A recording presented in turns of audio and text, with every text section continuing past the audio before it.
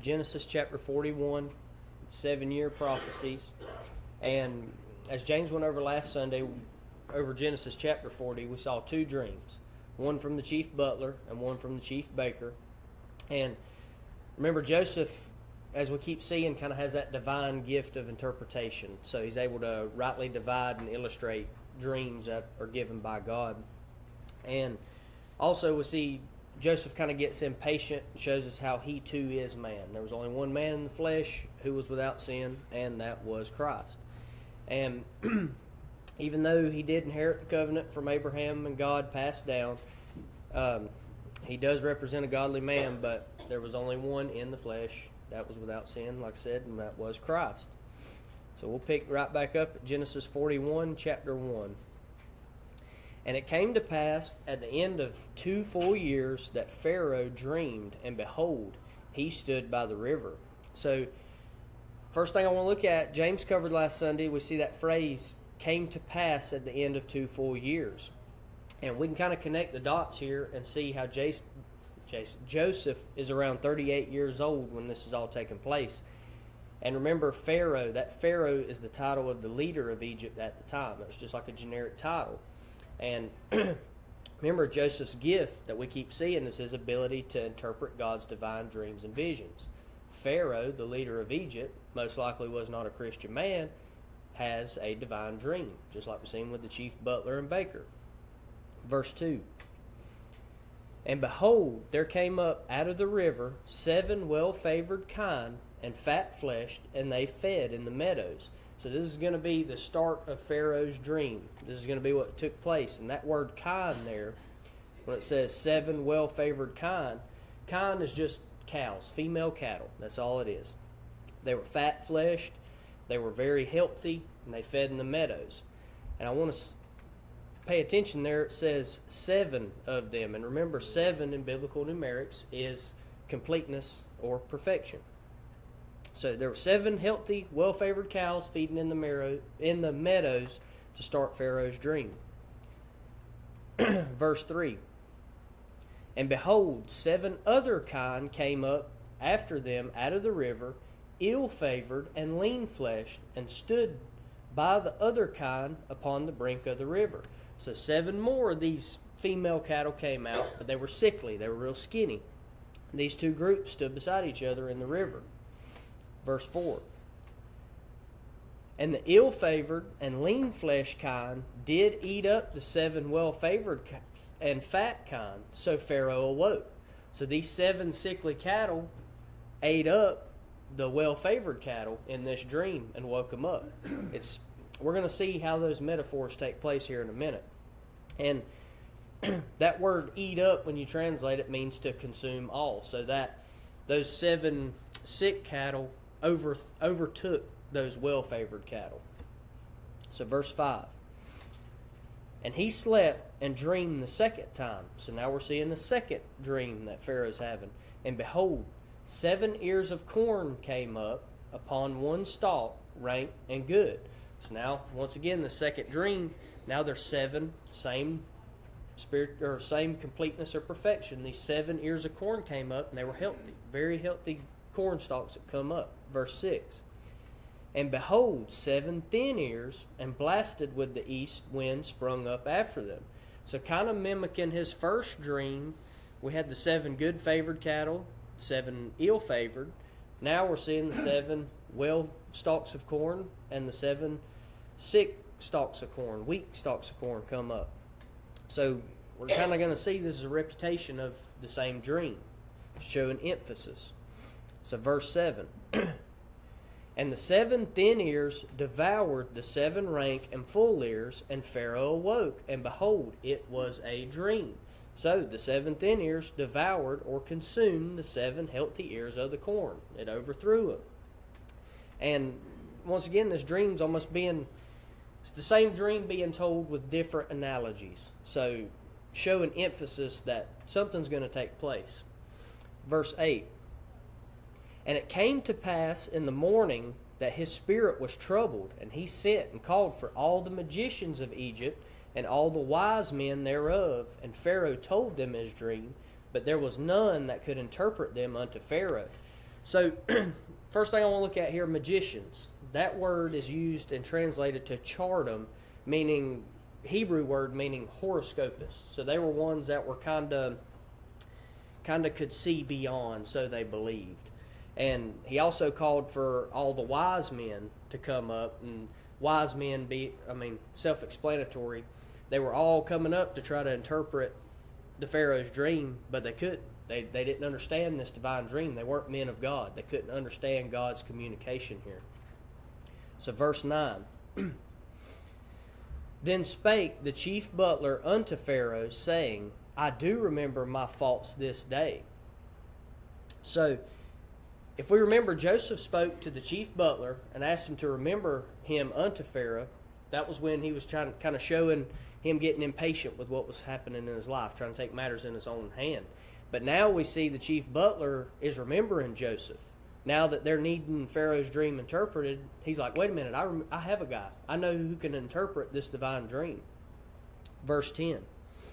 We're kind of seeing how God's plan's unfolding here on God's time, not Joseph's time. So verse 10. Pharaoh was wroth with his servants and put me in ward in the captain of the guard's house, both me and the chief baker. So he's, retelling what took place in chapter 40. Verse 11.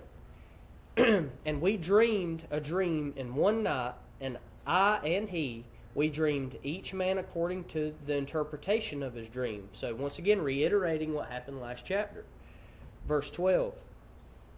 And there was there with us a young man, an Hebrew, servant to the captain of the guard, and we told him, and he interpreted to us our dreams, to each man according to his dream he did interpret.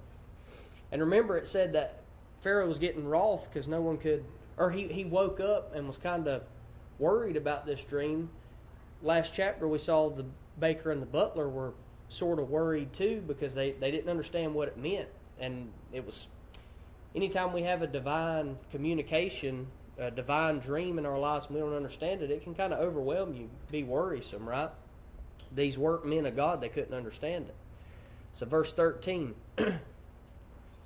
And it came to pass, as he interpreted to us, so it was, me he restored unto mine office, and him he hanged. So he's filling the Pharaoh in on what all took place last chapter, and they were both in prison, but like James went over, one was innocent and one was guilty, but they couldn't really prove which one. So through these divine dreams, Joseph was able to interpret and give him his place in office back. He was an innocent man thrown in prison for something he didn't do. So verse 14. Then Pharaoh sent and called Joseph, and they brought him hastily out of the dungeon, and he shaved himself and changed his raiment and came in unto Pharaoh. So they called for Joseph after he told Pharaoh what all took place and how Joseph can interpret these dreams. Took Joseph out of prison, got him all cleaned up so he can be presented unto the Pharaoh. The Pharaoh was royalty; he was the king, so they wouldn't allow him to be all scraggly coming into contact with him. So verse 15. And Pharaoh said unto Joseph, I have dreamed a dream, and there is none that can interpret it. And I have heard say of thee that thou canst understand a dream to interpret it. And Joseph answered Pharaoh, saying, It is not in me. God shall give Pharaoh an answer unto peace. So pay attention here. Pharaoh, he's acknowledging Joseph for his gift of interpretation. And immediately Joseph gives all the glory to God. Said, this isn't me giving you peace unto this. I'm just a vessel. God is the one that can give you peace and help you understand this divine dream. And this really shows Joseph's relationship with God. He's locked in prison. He finally gets to be face to face with the Pharaoh, the king of Egypt at the time. And even though we saw in last chapter how, yes, he's a man of the flesh, he had his shortcomings, he's getting impatient with what's happening in his life, he could have easily agreed with the Pharaoh and used it as a way to gain his freedom and gain the Pharaoh's trust. But instead, he keeps God firsthand, gives all the glory to him, lets Pharaoh know, a man who is not a man of God, that, look, God is the one that can give you peace, not me. So verse 17. And Pharaoh said unto Joseph, In my dream, behold, I stood upon the bank of the river. So we're going to see here Pharaoh re-illustrating the dreams we just read back unto Joseph. Verse 18. And behold, there came up out of the river 7 kine, fat-fleshed, and well-favored, and they fed in the meadows. Remember, kine being those female cattle. And behold, 7 other kine came up after them, poor, and very ill-favored, and lean-fleshed, such as I never saw in all the land of Egypt for badness. And the lean and the ill-favored kine did eat up the first 7 fat kine. Verse 21. And when they had eaten them up, it could not be known that they had eaten them, but they were still ill-favored as at the beginning. So I awoke. And I saw in my dream, and behold, 7 ears came up in one stalk, full and good. And behold, 7 ears withered, thin, and blasted with the east wind sprung up after them. And the thin ears devoured the 7 good ears. And I told this unto the magicians, but there was none that could declare it to me. So he even further explains to Joseph that all the wise and magicians and higher-ups, the wise men of Egypt, couldn't interpret this dream, somewhat giving an opinion or his opinion and doubt unto Joseph, but not unto Joseph specifically, but almost unto God's ability to bring peace. Pharaoh kind of shows here in this last statement that he's given more of his faith unto the wise men and not of God's ability to bring him peace. Kind of showing where his relationship with God is, whether there is one or not. So verse 25. And Joseph said unto Pharaoh, The dream of Pharaoh is one. God has shewed Pharaoh that he is about to do what he is about to do. So Joseph explaining that this is a divine communication from God. Like James preached on before, God can speak and use anyone he wants to. Just because you may have an atheist surgeon doesn't mean you shouldn't pray and God can't lead them to a successful surgery, right? Just because someone's not a man of God doesn't mean God can't use them and work in their lives. And that's what we're seeing here with the Pharaoh. Verse 26. The 7 good kine are 7 years. So now we're seeing Joseph fully reiterate and explain the Pharaoh's dream. The 7 good kine are 7 years, and the 7 good ears are 7 years. The dream is one. So the good cattle and the good ears represent 7 years. Verse 27. And the 7 thin and ill-favored kine that came up after them are 7 years. And the 7 empty ears blasted with the east wind shall be 7 years of famine. So his dreams are representing 7 good years, 7 healthy years, 7 years of famine. Okay? That's what his dreams, what God is telling him in his dreams, and Joseph's interpreted it. Verse 28. This is the thing which I have spoken unto Pharaoh, what God is about to do, he sheweth unto Pharaoh. Behold, there come 7 years of great plenty throughout all the land of Egypt. So once again, the next 7 years, plenty of food, plenty of needs. The land will be bountiful. That's what those 7 good kine and 7 good corns are representing. Verse 30. And there shall arise after them 7 years of famine, and all the plenty shall be forgotten in the land of Egypt, and the famine shall consume the land. So, once again, the following 7 years will have such a great famine, starvation, that the past 7 years will be forgotten. Pay attention to what's going to take place here. Verse 31. And the plenty shall not be known in the land by reason of that famine following, for it shall be very grievous. So emphasizing how terrible this 7-year famine is going to be. It's going to be so bad that 7 years of plentiful, bountiful land of needs and food, you're going to completely forget it. It's going to be rough. So verse 32. And for that the dream was doubled unto Pharaoh twice. It is because the thing is established by God, and God will shortly bring it to pass. So the reason this dream was reiterated twice with 2 different examples Joseph's explaining the emphasis on the matter of what God's given him. Pay attention because this is coming to pass. Verse 33. Now therefore let Pharaoh look out a man discreet and wise, and set him over the land of Egypt. So Pharaoh is to look unto a wise man to be over the land of Egypt for preparation, not only for the bountiful 7 years, but also the grievous and starvation of the 7 years coming after. Verse 34. Let Pharaoh do this, and let him appoint officers over the land, and take up the 5th part of the land of Egypt in the 7 plenteous years. So during the 7 plentiful years, the Pharaoh should save up a 5th of all the rations of the land of Egypt. That's what he's telling him. And he is to appoint specific officers to make this happen, or to sort of overwatch this. Verse 35. And let them gather all the food of those good years that come, and lay up corn unto the hand of Pharaoh, and let them keep food in the cities. So again, save, store the food. Those 7 bountiful years, don't take them for granted. Start preparing now, Start preparing now, because there is 7 years of famine coming. Verse 36. And that food shall be for store to the land against the 7 years of famine, which shall be in the land of Egypt, that the land perish not through the famine. Follow these instructions, so that Egypt will be prepared and not have to be worrisome in this famine that is to come. This is a divine instruction from God. God's preparing them. Verse 37.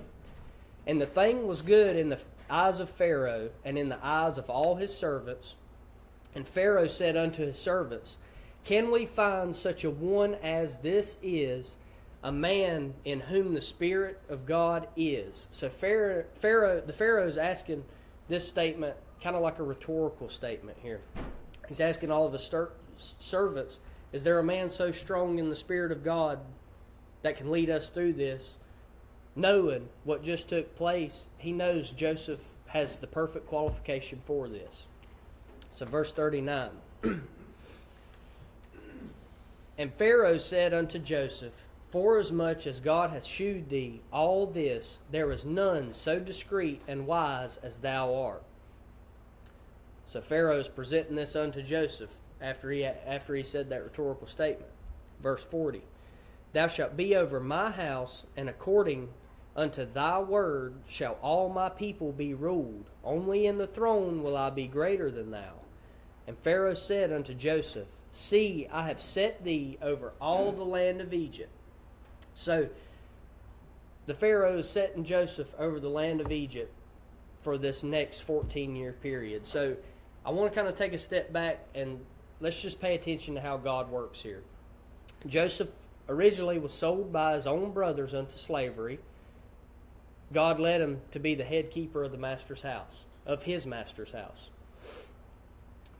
Joseph was sent unto prison through his master's wife, through her lies and deception, right? God led him to be the head prisoner, the head of over the prison inside. To now being head over Egypt. And like James went over last chapter, we see, again, Joseph getting impatient, trying to take matters in his own hand, but Joseph keeps his relationship with God. Yes, he falls short, but how many times do we fall short? And we have to remember, it's not our timing, it's God's timing. God took Joseph from originally being a slave that was sold by his own brothers all the way to now he's head over Egypt for the next 14 years. He was getting impatient. We all get impatient. And if we take a look here, we got to remember Joseph is going to be passed down, or is being passed down, that same covenant we saw between God and Abraham. And you don't have to flip here if you don't want to. I've got some slides, but that covenant, going back to Genesis chapter 12, we're going to be looking at verses 1, 2, and 3. So verse 1, Now the Lord had said unto Abram, Get thee out of thy country, and from thy kindred, and from thy father's house, and unto the land that I will shew thee. And I will make of thee a great nation, and will bless thee, and make thy name great, and thou shalt be a blessing. And I will bless them that bless thee, and curse him that curseth thee, and in thee shall all families of the earth be blessed. So this is that same covenant that we seen that's to be passed down from generation to generation. And as we see, yes, he's getting impatient, but God's holding up his end of the covenant. Joseph, yes, he's getting impatient, but he's also living by God's guidance and keeping that covenant as promised, so it's still being in effect. God is blessing Joseph on God's time, not Joseph's time. So we'll get back to Genesis chapter 41, and I just want to pay attention here that the day we live in now, where mankind is very impatient. We want it now. We want it now. We always have to remember it's God's time, not our time. So back to Genesis chapter 41, verse 42.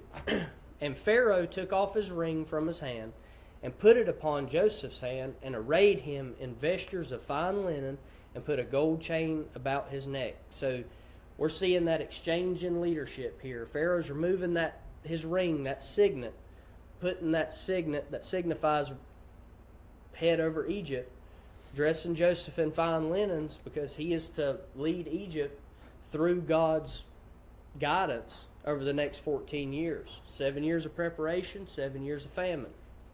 So verse 43. And he made him to ride in the second chariot which he had, and they cried before him, bow the knee, and he made him ruler over all the land of Egypt. And Pharaoh said unto Joseph, I am Pharaoh, and without thee shall no man lift up his hand or foot in all the land of Egypt.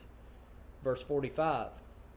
And Pharaoh called Joseph's name Zapnath-Paneah, bear with me, and he gave him to wife Asenath, the daughter of Potiphera, priest of On. And Joseph went out over all the land of Egypt. So Joseph's now given an Egyptian name, and I went down a loop here studying, trying to figure out the meaning of this Egyptian name, and there's a lot of debate over what his name actually meant. After looking, I realized throughout the rest of Joseph's story, he is still referred to as Joseph. So ignore his Egyptian name.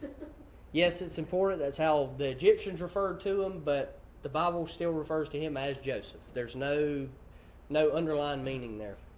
So anyway, verse 46. Oh, I do want to make this one note. One of the main meanings that a lot of scholars interpret his name to is interpreter to divine messages. That's what they believed his Egyptian name meant, but there's still not like set in stone proof over that. But anyway, rest of Genesis still going to refer to him as Joseph. So verse 46. And Joseph was 30 years old when he stood before Pharaoh, king of Egypt. And Joseph went out from the presence of Pharaoh and went throughout all the land of Egypt. So Joseph's going out onto this journey, this 14-year journey. And in the 7 plenteous years, the earth brought forth by handfuls. So exactly what God told Pharaoh in his dreams, Joseph was able to interpret, is happening. It's starting now. It's taking place. So verse 48. And he gathered up all the food of the 7 years which were in the land of Egypt, and laid up the food in the cities, the food of the field, which was round about every city, laid he up in the same. So he is following God's guidance here. The land brought forth plentiful. He's stockpiling and preparing, doing exactly what God was getting him prepared to do. Verse 49. And Joseph gathered corn as the sand of the sea, very much, until he left numbering, for it was without number. Go count the sand of the sea. You can't count it. It's plentiful, bountiful. Same thing with their corn. They had so much corn, couldn't even count it. They lost count. So Joseph is following God's guidance here. Verse 50. And unto Joseph were born 2 sons before the years of famine came, which Asenath, the daughter of Potiphera, priest of On, bare unto him. So just like we see the 7 years of plenty, God is blessing Joseph, bringing forth 2 sons, carrying on his lineage, his seed. So even in Joseph's life, not just Egypt's lifespan here, 7 years of plenty, bringing forth food and more lineage to Joseph. Verse 51. And Joseph called the name of his firstborn Manasseh, for God, said he, hath made me forget all my toil and all my father's house. Manasseh literally meaning forgetting. Okay? Verse 52. And the name of the second called Ephraim, for God hath caused me to be fruitful in the land of my affliction. Ephraim literally meaning doubled or fruitfulness. So even throughout the naming of his children, which were a blessing from God, Joseph is remembering God and God's blessings firsthand. He's naming his children after what has taken place and how God has blessed him. Joseph is a great example on always giving God that firsthand remembrance. Verse 53. And in the 7 years of plenteousness that was in the land of Egypt were ended. So now that first 7 years coming to an end. Verse 54. And the 7 years of dearth began to come, according as Joseph had said, and the dearth was in all lands, but in all the land of Egypt there was bread. Dearth meaning hunger. There was that 7-year famine coming. What do you know? Joseph followed God's guidance. Egypt's got bread. They've got plenty of food. They're bountiful. They prepared for what was to come. Verse 55. And when all the land of Egypt was famished, the people cried to Pharaoh for bread. And Pharaoh said unto all the Egyptians, Go unto Joseph, what he saith to you, do. So these people, they're starting to notice a famine coming, a shortage. They're going to the Pharaoh. The Pharaoh's holding up his end of the deal. He promised Joseph leadership over the next 14 years. He said, no, don't come to me. I'm not your leader right now. Joseph's your leader. He has that divine gift. I gave him that signet. He is over Egypt. Verse 56. And the famine was over all the face of the earth, and Joseph opened all the storehouses and sold unto the Egyptians, and the famine waxed sore in the land of Egypt. That term wax sore, think of someone who gets their hair waxed. That famine is removed in Egypt. Why? Because they followed God's commandment. There is bountiful food in Egypt. They can eat. And this famine was over the whole world. And that famine was removed from Egypt. Why? Because they followed God's lead. They followed his preparation. So verse 57. And all countries came into Egypt to Joseph for to buy corn, because that the famine was so sore in all lands. So through following God's guidance through the dreams of the Pharaoh, Joseph, being able to interpret those divine visions, led Egypt and were able to use God's warning and preparation for this famine that was so great to overcome that for most of the world, all the world. They were able to come into Egypt and eat and live during this famine. Why? All because God gave them that guidance. So there's 3 things I want to look at from this chapter. So I know James spoke on it before. We've went over it a couple of times this chapter, but we see a great example here on how God can also use people who are not necessarily followers of him in order for his will to be done.